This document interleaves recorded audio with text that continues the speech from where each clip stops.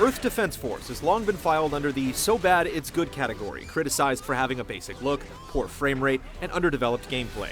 But what other series lets you fire a rocket into a horde of tank-sized spiders just to watch their bodies and dismembered legs fly 100 feet into the air? It wants to make shooting unending hordes of monsters as fun as it should be, treating simplicity like a badge of honor. Earth Defense Force 2025, the latest release, is the strongest realization of that goal yet, turning the series from a guilty pleasure to a legitimately good time. The goal in Earth Defense Force is always the same: kill all of the giant bugs, robots, and other monstrosities that plague each of the 85 levels. The method of extermination is up to you, and the game offers plenty of options. Maybe you'll serve your planet as the reliable ranger that starts with an assault rifle and rocket launcher. The wing diver takes to the skies, offering the best mobility of any of the classes, but she's also the most fragile.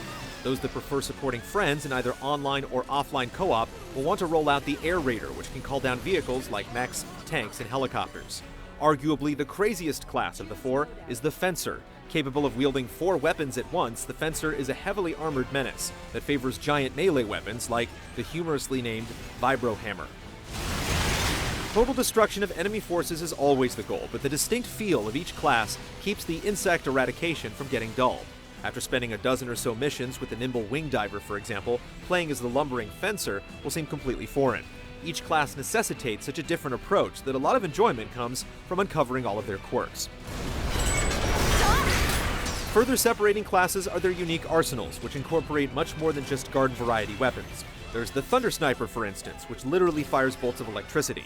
One of the Ranger's weapons acts like a nuclear bomb, shooting a neon blue orb of energy that's so large it can seemingly destroy an entire city block. Many of these guns are so ridiculous that it's almost impossible resisting the temptation of trying a new weapon out. You'll even want to replay old missions on a higher difficulty just to have a better chance of unlocking more powerful artillery. Even seemingly useless devices like Caesar Wire, which shoots a clump of spiderweb at the enemy, are fun to use at least once, based on novelty alone. Playing co-op is almost twice as good as going alone, since it causes so much pandemonium. It's nuts when one person is perpetually firing explosive weaponry, but with partners, it's pure bedlam. Your options for multiplayer mayhem come in the form of 2-player split screen, or with up to 4 players online. Expect a constant calamity to make the frame rate buckle regularly, but if that's the sacrifice needed to cram so many creepy crawlers on screen, it's totally worth it. Adding to the anarchy is friendly fire, and considering how dense the swarms of enemy attackers can be, it's easy losing friends in the mess. When you're still getting the hang of things, you can expect to die from ill-timed rocket blasts by co-Earth defenders if the bug bites don't get you first.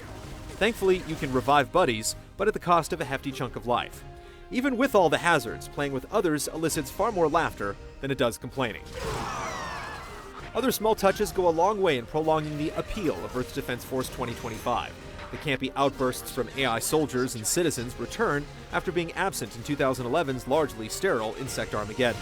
Turn you into Swiss cheese. Expect random remarks about love, marriage, and family as you're surrounded by killer robots the size of skyscrapers. Speaking of skyscrapers, almost any building can be blown apart, which goes a long way in making you feel like a super soldier.